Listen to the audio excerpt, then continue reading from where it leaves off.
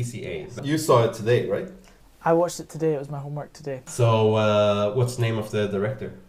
It's a man, which I did find interesting because it's all about a girl's experience of high school sexuality, kind of. I don't know, Martin. I'm sorry. It was a man. That's all I remember. It's Will Gluck. Okay. What else has he done? Will Gluck. What do we know Will Gluck? He's done Peter Rabbit 1 and 2. Oh, they were meant to be really bad. I don't know the books Peter Rabbit, but I kind of liked the first one actually. I thought it was quite cute, but I heard people. Okay, hate nice, it, nice. Friends with Benefits, I haven't seen, with Justin Timberlake and Mila Kunis. I didn't mind that. Okay, what's the name of the screenwriter? Oh, Martin. Yeah. You're killing me, man. Yeah. You should have warned me. What is the name of the screenwriter? Tell me.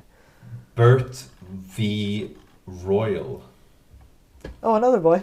Yeah, another man portraying female adolescence and sexuality in the making. Yeah, but you know what I think is good? That, there are podcasts out there where two women are talking about it, and saying what they think about it. Yeah, I'm sure there is a podcast somewhere out there where two women are talking about these movies. Oh yeah, good point. But people were actually listening to it as opposed to this one.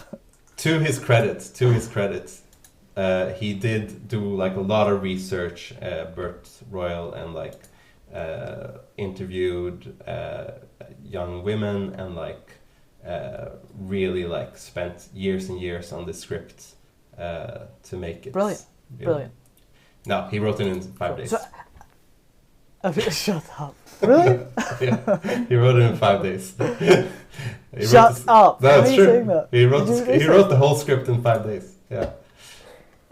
That is terrible. So what's it about? It's about a high school student who is invisible at school, but she's very funny, very smart, very clever.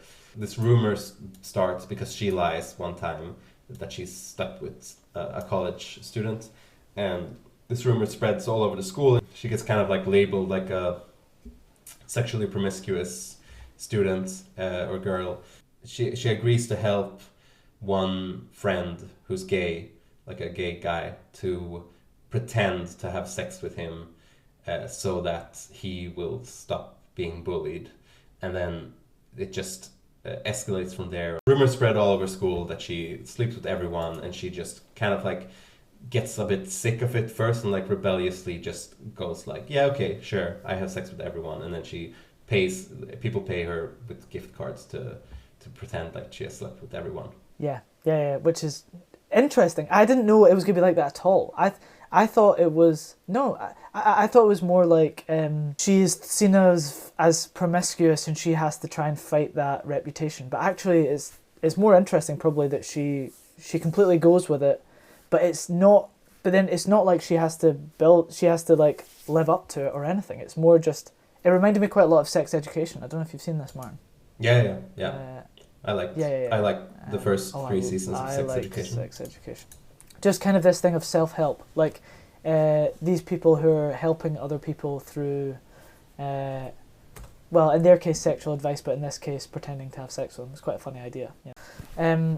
What did I think? I suppose I feel like I'm not the target audience to some extent, which is maybe a cop-out because I love Sex Education.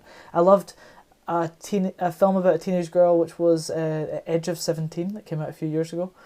But with this, I felt it was a bit broad. There was quite a lot of laughs, which was good, but there was more cringes, and not the sort of Office deliberate cringe, more just kind of oh.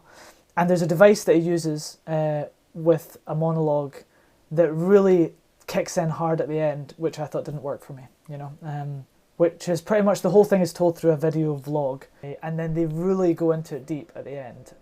It feels like a bit of a lazy device at the best of times, but in this it just actually, more than that, it just really didn't, it just wasn't convincing.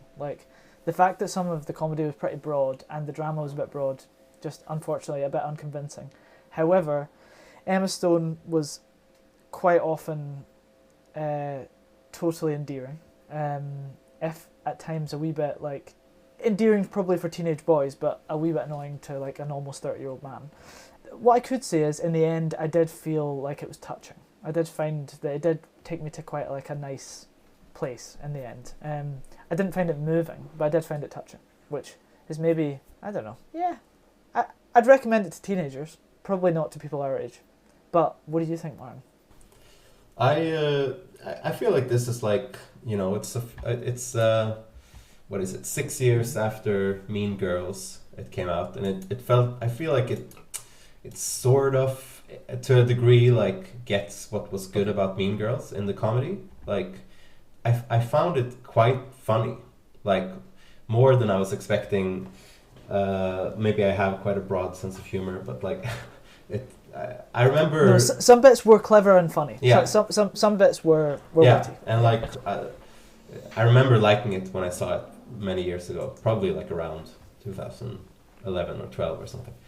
Also, it tries to be very goofy and like wacky, and like the parents, like Stanley Tucci and Patricia Clarkson, and their relationship to her, I was like, oh, this is great. Like, I'm loving this. I love them. I love this jargon that they have. And then after a little bit, I was like, oh, this is getting kind of annoying now. Like, do they always talk like this? Yes. And she was also like at one point, and like especially in the VO, like, so it's framed like she's doing like a live webcam thing to explain what's been going on, and then it's basically flashbacking back to what's, and following it chronologically, but like using that live webcam, whatever, as a framing device. And those, yeah, I agree, those scenes are not very good.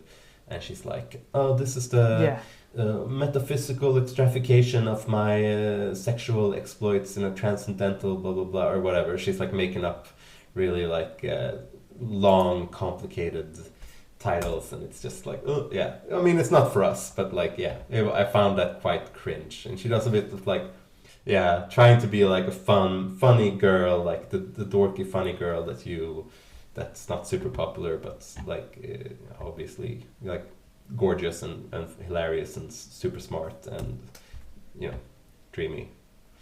For a 17-year-old, not for me as a 32-year-old, soon 33-year-old man. Yeah, we're gonna get cancelled. There'll be a lot of cuts. This. It'll be barely coherent. No, totally. She is endearing, and we just saw her in Poor Things, and she's so endearing in La La Land as well. But yeah, they make her character quite annoying in a way that isn't just like, oh, this is. I find myself getting annoyed at the filmmakers, not just the character. You know, like just thinking like, do you really think this is relevant to like keep going back? For example, the bit where she's like singing along to the birthday card. Oh, that was painful, mate. I like that. She gets a birthday card with a song. You liked it? I thought that was fun. What? Okay, nice. Okay, well, you know, takes them all. Yeah. But there was some of the bits were funny. But do you know what I mean? I hated it when they put the voiceover as part of the plot in the end. I thought that was completely unconvincing. Yeah, you know? I would say it's a fun watch if you like silly like high school movies, which I kind of do. Sure. I think it at least has its heart in the right place, eh? It's like coming from a pretty progressive place, and the message is pretty nice. Definitely, like for teenagers. Yeah. It was also very like anti-Christian for an American movie, I thought. Like one of the main characters is Amanda Bynes plays like the Christian preppy prude girl at the school who like hates the main character, Olive, is main character, and thinks she's like the whore of Babylon. Kind of nice to see her as the mean girl. Yeah, I just thought it was really nice to see her in that. She's doing like you know, Christian songs and like doing like rallies against promiscuity at school, and like I liked her energy. I wrote down at the start like, it's funny. The stuff with the Christians was funny, but I did feel actually that joke did get a wee bit boring as the film went on. Maybe. Oops. You are also I guess raised Christian, so Yeah, I was raised Christian as well. So You were like, what is this? no, because I wrote it down as a good thing to start Yeah, with, and then I did just feel like, well, you're saying the script was written in 5 days. I mean, like, maybe like he lent on that a bit, you know. But Yeah. I felt that there was a male equivalent of a manic pixie dream girl. So like a manic buff dream man in this a little bit. There was the man who's very good at musical theatre, but also he's built like a quarterback, you know, and he's got like the perfect facial structure.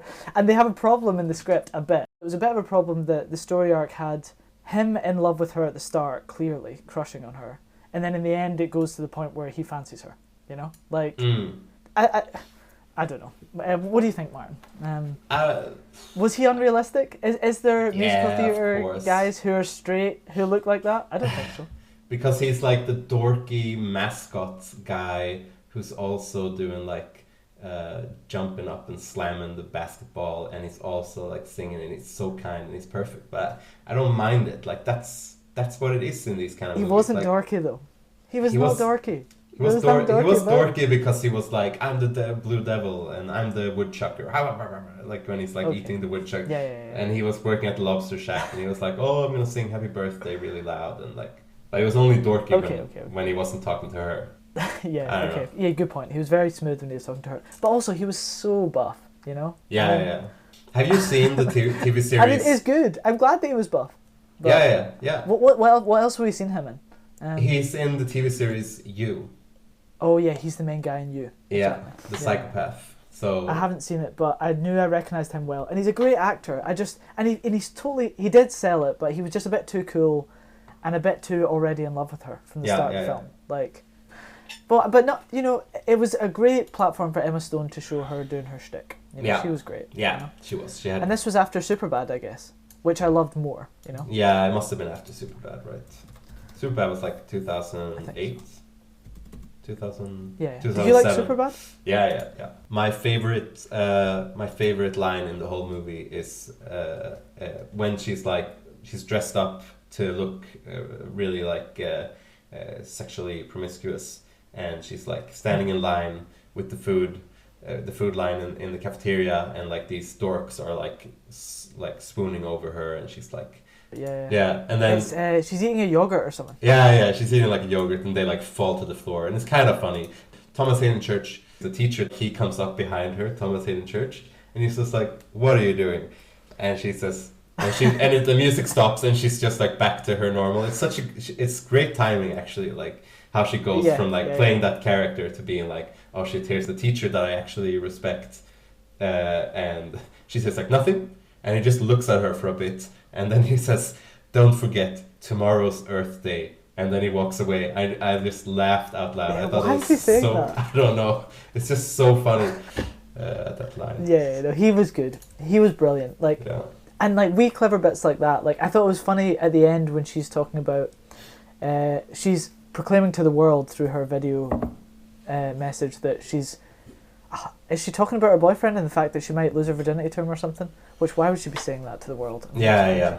In this context, it's cringy because this is the first date she's going on with this guy. And then you see it cuts to her little brother, because it's a very empowering moment, and it's a bit that we're very happy about. And then it cuts to her little brother just like looking a bit sad, and confused. And suddenly I thought that was very good comic timing, like which kind of shows that it's not taking itself too seriously, and just this idea, I've got lots of little siblings, and just like, you know, the last thing anyone wants to hear is about anyone else's sex life, you know. Right, yeah. At a certain age. Well, and his age is very young. Yeah. But yeah, no, I thought it was very funny that. Bert V. Royal wrote the script in 5 days, and the idea was to make 3 films based on old books, because this is like sort of based on the Scarlet Letter, the book The Scarlet Letter, but they like say it in the movie several times. Yeah, I hated the fact that she wrote A on herself and put it on it. That was dumb as well. Why would she do that? I mean, because why would a normal character do that? You know, it felt shoehorned in. But I did like that it was referring back to the classic text. Yeah, I did like that. But they didn't have to do it like that. I don't think I minded it so much, but I see what you're saying. Like, but the idea was to make. What were the other books that he was going to do? One of them was like Cyrano. What's it called? Cyrano de Bergerac. Is that what it's called? Okay, yeah. And the other one Yeah. was one that I've never heard of. The Mystery of Edwin Drood. Oh yeah, that's niche. That's too niche. Yeah, yeah, and they were all gonna like be set in the same high school with like recurring characters. That's quite good. Yeah, Yeah. I thought it sounded interesting. Well, we know a wee bit about inside filmmaking. We know that if you come with a pitch for multiple films, people are more likely to buy it because they see franchise. And at this point, this is when the superhero franchises were becoming big. So the truth could well be that he had one good idea, and then he just fumbled about to try and come up with some other ones that he knows they're never going to get made, but just make the whole pitch a bit better. Yeah, maybe. Feasible? I think maybe. I think it's amazing that like he wrote this in 5 days, and then after this he hasn't done so much like films actually, which is like a little bit strange. But I think 5 days to write it is arrogant. You know, why not take a bit longer on it? You know, and make it better. He must have edited it after, right? Like he didn't write it. Like they didn't go shoot what he wrote after 5 days. What is our number on Easy A, Martin? What's your number? I haven't thought of one, but I'll come up with it before you get to me. Look, I want to talk about the ending more in spoilers, but my rating... I'll do it. I'm trying to give less sevens. I'm very good at giving sevens when I feel like something was fun. I think this is a strong 6.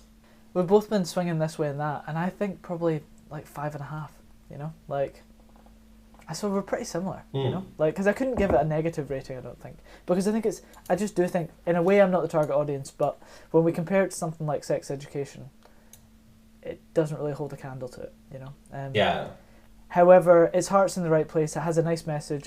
I mean, maybe someone who has better politics than me will scoff at this, but I thought like, yeah, for a high school movie made by 2 dudes, like it wasn't so. It was quite like progressive and like didn't shame her, and it was about like her being shamed, and then the mother was like, well, I had sex with tons of people, blah blah blah. Now that I'm remembering it, maybe it does say something about like, before I met your dad, I slept around with so many people, I was so insecure about myself and stuff like that. Maybe it does say something like that, which, I don't know, that's true to some people. But it's a wee bit throwaway, true to some people, exactly. Yeah. And also the dad is very good in that, like, the dad within the film, who's not her real dad.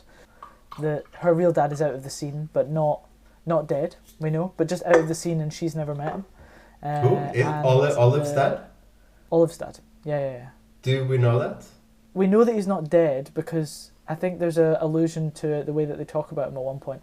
But we know that she asks about what her dad was like, But it was a wee throwaway comment with her and her mum. I thought Stanley Tucci was her dad. Oh wait, is Stanley Tucci her dad? No, he says, you're related to me with that funny wordplay, and she says, yeah, but only by marriage. Yeah, but I thought that was like a joke, like, only by marriage, like. Oh, okay. So he's not her dad. No, only by marriage would mean he's not her dad. Yeah. Yeah, but I understand it means that. But I thought it was a joke that she was like, well, like I don't know, like actually you only married my mom and had sex with her. Yeah, do you think that doesn't really make sense though? No, it doesn't really. But they're saying stupid things all the time. I don't know. They are. But I like the bit where he said, you know, like it's okay to be gay. Like I was gay for a while. You know, like that was quite funny. You know, actually, but maybe someone with better politics than me would say that's not okay to say. I'm not sure. I think this bit's getting cut. But then, you know what I mean? Yeah, but then her mom says, before he says I was gay for a while, her mom says, I dated a gay guy once, and then Emma Stone says, don't tell me it was dad, and then she says, no, your dad was blah blah, not at all like that, or something like that. Yes, that was a bit. But I thought she was talking about Stanley Tucci. Isn't Stanley Tucci? Oh, okay, shit. But then why have the line where she says by marriage?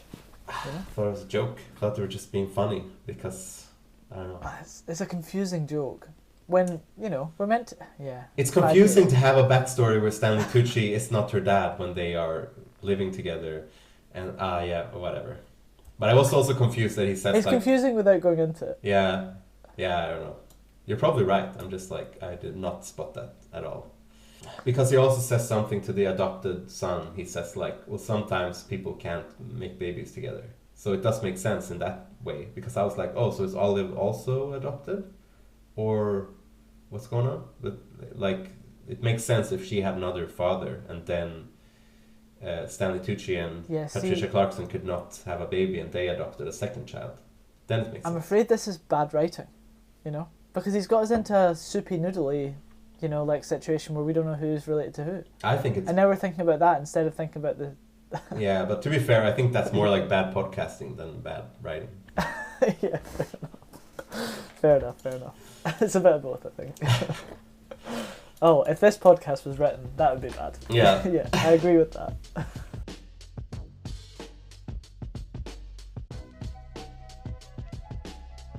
Okay, spoilers. Why the orange? That's something I've got written down.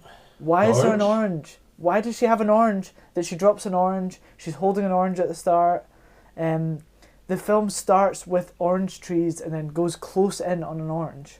Oh my god! Yeah. I never. Why are they doing that, Martin? I don't remember any oranges in the entire film.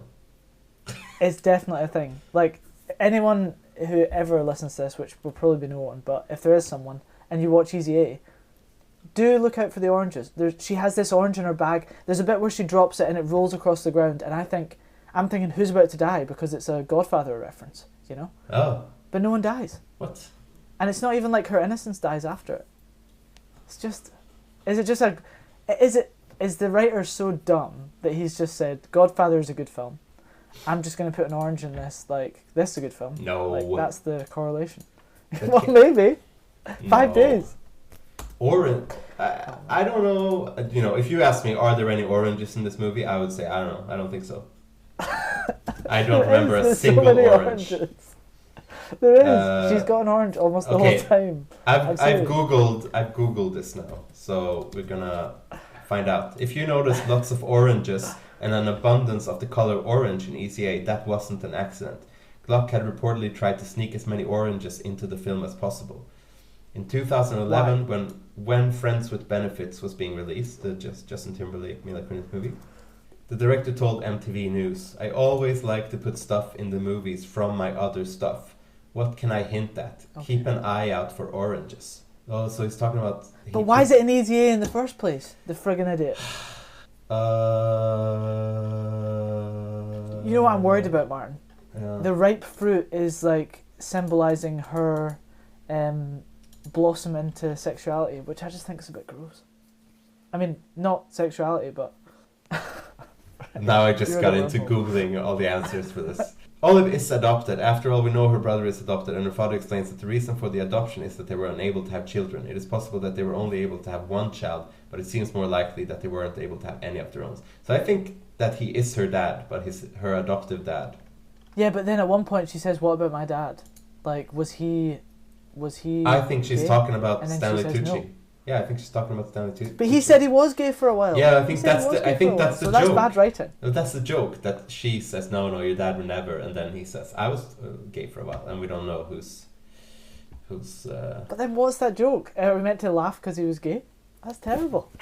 No, we're meant to laugh that she said he would never be, and then he's like, yeah, I was gay for a while, like, and that he totally would.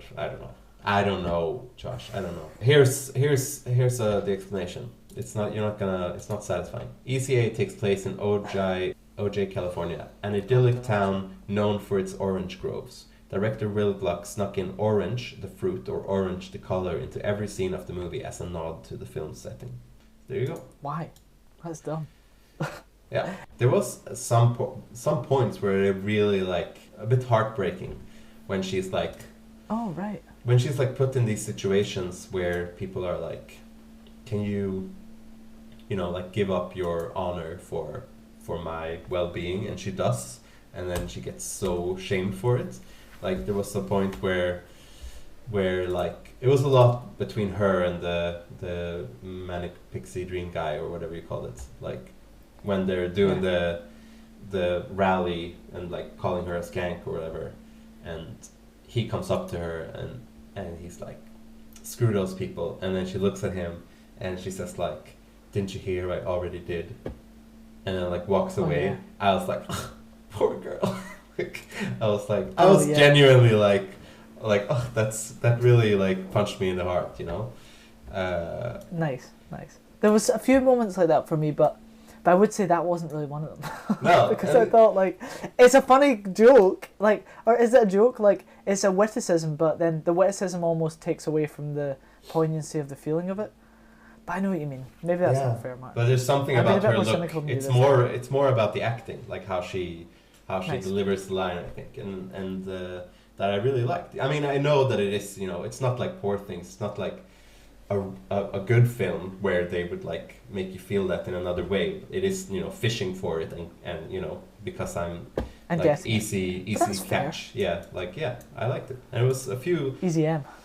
Easy M. Yeah, that's me. and and like there was a few, like also when she's been on this date with the guy at Lobster Shack. By the way, I really want to go to Lobster Shack. Like that looks great. I know, it looks like also the lobsters are quite cheap. I mean, in Scotland you have to pay a lot of money for a lobster. Oh yeah, you know? crazy. I agree. And I agree with whatever you're about to say. That was a very touching moment. Yeah, when he's like, and here's a gift card, and now I want to sleep with you for money, and she's just, you can just, it was really awful, and like really heartbreaking. And at this point you think that he's dating her, you know, just because he finds her endearing. Yeah. Which, I suppose that is a thing. Like we all do find her very endearing. Yeah, and then Penn Badgley comes up and it's like, I'll drive you home, and she just looks at him like, yeah, like I really need someone to be nice to me right now, and like, and it's sweet. And he's doing well, so they're both doing well for themselves now. Yeah. Emma and that character, that actor even. And Stanley Tucci is doing well for himself. Yeah, but I don't think that was off the back of this film. No, but no, maybe not. We haven't really gotten to the ending yet, because I totally agree with you. Like this framing device of going back to her all the time, it's not nice. Like I would much rather just see it happen chronologically, like, you know, like Edge of 17 or whatever, without that framing device. But the worst thing about this movie, I think, is the ending, where she's gotten to the end, like she's being offered to prostitute herself, and then she meets and she's broken, and then the guy comes and says like, well, I like you actually, and like we could be a couple, and she's like, well, I gotta sort out this mess, and that gives me like motivation because I really want to be with you, but I gotta sort out my mess. And I'm like, yes, great, let's do it. And then what she does is that she, at like some basketball rally or whatever, like she does like a surprise dance routine, singing, what is it she sings? Something about like wood, knock on wood. Knock on wood, right, is, like, knock on wood. It's the woodchucks. Yeah. Oh, I didn't even know it from before, like, but you're right, I hated this bit. Anyway, and it's so silly, and it's so obviously like not her singing. Like I was even like, are they trying to make it seem like she's singing, or is it supposed to be like karaoke? And she's like dancing around. Well, I was confused because it doesn't sound like her. No. And we do know she can sing because of La La Land. Yeah, exactly. You know? They missed the trick. Yeah, but also we have seen her in this movie sing, and not very well. And here she's singing completely clean. Oh yeah, good point. And like, and it's just like, I don't understand what they're doing. And it's just, I'm a little bit like, oh, you're making a fool of yourself. But everyone's just loving it. And I'm just like, ugh, this is weird. And then she ends it, and I thought like, okay, now comes the big thing, like, oh, this is the truth or whatever. And then it's like, watch my live webcam show starting now, instead of watching this basketball game that you're all here for, and that I have jumped in and like interrupted. You should instead watch me talk on a live webcam show tonight while the basketball is playing that you're here for. It's so weird. And then she like runs out. And the idea is, the thing that she's talking is what we've already seen throughout the whole film. So she films it then? Yeah, she runs. You know what I mean? Yeah. She runs from that scene to her bedroom to film a live webcam show where she's telling the story of what has happened, the truth. And even her mum and dad are watching it. Yeah, and everyone. And her teacher is watching. And her priest, and everyone in the whole Good point. school is sitting with a bio computer. I don't know if that's what it, but everyone has a bio computer. They're all sitting outside in the sun, watching a girl talk about the like what's been going on in her life for 2 weeks, and it takes probably she's talking for an hour or like probably as long as this already too long podcast. They're looking at this in the sun outside on bio computers. Like I don't have a bio computer, but I hate having a laptop out in the sun. Like I can't see anything. It's just terrible. You know, why would they do that? Go and watch the basketball. Go and be outside. Don't listen to a 17-year-old girl talk about her sex life. Like, especially not if you're a teacher. And what is that meant to wrap up? What is that wrapping up? Just wrapping up the fact that, oh, don't worry, no one thinks bad of her anymore. Yeah. It's terrible. Yeah, it's a terrible ending. It is a really bad And that's ending. what happens when you write someone in 5 days. Yeah. Like, he has to wrap it up at the end. Yeah. Oh, God. I'm going to take my score down to 4.5 because of that ending. Oh, that's harsh. That's harsh, though. Okay, yeah, maybe fair. But okay, like, 5 maybe. Maybe 5. and then her boyfriend, her new boyfriend, who was just doing the dance routine with her in school, he comes outside her window while she's still doing the live webcam, which feels very staged that he would do that, with like speakers, copying another like rom-com, teenage rom-com. Forget which one, but Yeah, it's with High Fidelity, is it, or something? It's not High Fidelity, but it's with John Cusack.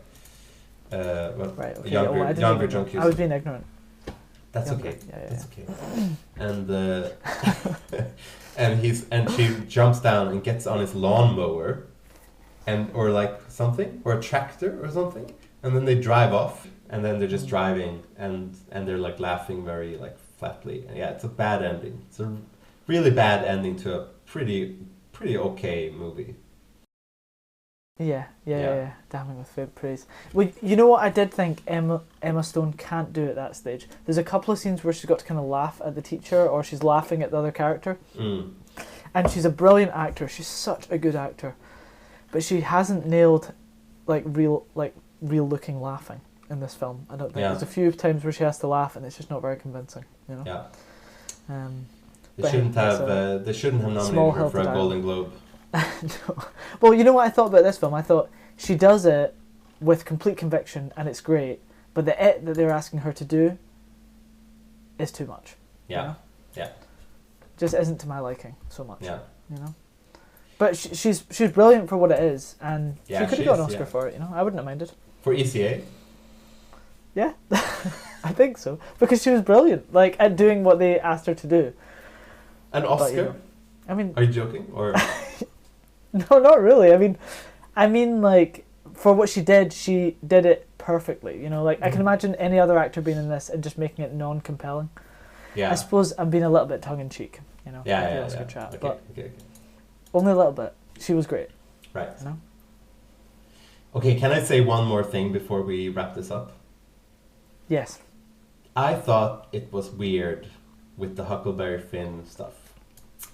Okay, so they set up a joke that's like, you can, you always relate to the books that you're reading in school, blah, blah, blah, except Huckleberry Finn, because nobody has ever related to running away with a big hulking black guy. And oh yeah, and I was like, okay, well, it's not too bad. Like I'll let it be. And then they come back and they say like, oh, did you hear that this guy Brandon, who's gay, that he ran away with like some big hulking black guy? And I was like, I do remember this. And I was like, okay, well, that's kind of funny actually. And she was like, oh, I guess I was wrong. And I was kind of like, okay, that is a bit funny, maybe it's a bit racist, but it's still kind of funny. And but then I don't think this bit's making the cut.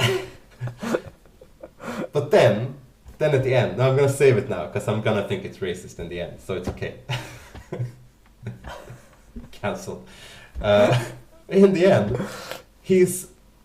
they cut to Brandon, who's obviously been watching her weird webcam live cast, and then the guy he's run away with comes and like hugs him from behind, and they're like cuddling a bit, watching it. But then they show the screen and they're watching Huckleberry Finn, Oh, really? They're watching. Yeah, Huckleberry they're Finn? watching Huckleberry What? Finn, and But wait, why would they be watching Huckleberry Finn? Surely they're watching her. I thought Because so is too. it not a montage of them watching her? No, yeah, exactly. But it's like at the end of the montage, and maybe they already showed that he was watching her, but then he's not watching her anymore because he's watching with his big hulking boyfriend. He's watching Huckleberry Finn being on like a raft, or I don't know Huckleberry Finn, but he's on a raft with like his black friend. I mean, my point is that it's like really strange and like, I don't know, poor taste. I don't know, so weird. Yeah, it was weird. Yeah. Anyway, that's ECA. I also thought the bit with last thing though, Yeah, the sorry. bit with there's a bit where a guy goes up to her and says, look, Yeah. it's the second person who's offering her money for sex, for imaginary sex, to say that she slept with him. And the idea is like, he's like, well, no one would want to go out with me because like, and he literally says, I'm big fat or whatever, you know?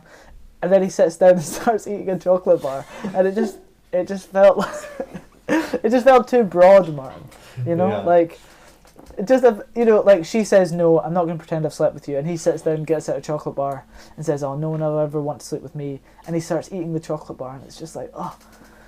I don't think that would happen nowadays, you know, in a film, is what I'm saying. Yeah, that was a bit flat, or like, yeah. It's such a weird scene because he's asking to pay her to pretend to sleep with him, and also she's like, you're disgusting. And then he's like, yeah, that's the problem. And he like points at himself. But then at the end, it is kind of nice that she's like, you know, if you had just asked me for a date, I would probably have said yes. And he's like, do you want to go on a date with me? And then she's like, no, not anymore. And then it turns out he works at the ice cream store, you know? Sorry. I mean, you know, Yeah, it's just a bit silly. I mean, it's a joke. It's a bit broad. It's a bit broad. Yeah. Anyway, that's ECA Okay. done, completed. That is the best homophobic, racist, fatphobic teenage high school movie about female sexuality that's ever been made. Hey, I'm Josh the Scot. And I'm Mårten the Swede, and this is an excerpt from our film review podcast called The Scot. And the Swede, where every episode we review a new film and an old film, somewhat related, and then do another shorter recommend of a Scottish film. And a Swedish film. So yeah, if you want to listen to the whole episodes, you can find us on Spotify and Apple Podcasts and any podcasts streamer of your choice.